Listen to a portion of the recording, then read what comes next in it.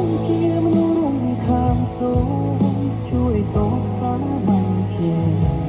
ខ្ញុំនឹងខាយទៅជាអ្នកដទៃអ្នកដឹងទេថាខ្ញុំឯកាព្រោះតែអ្នកដឹងទេថាខ្ញុំសោកកាក្រៀមក្រំ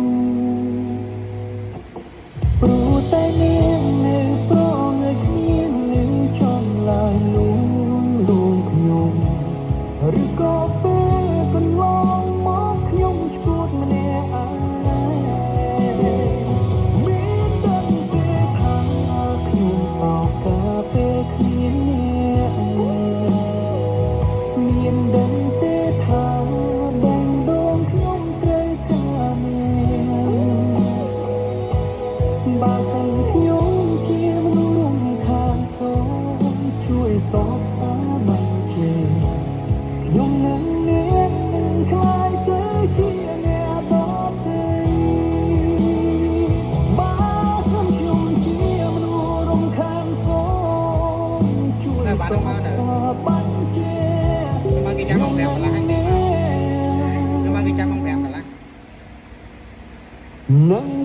ជា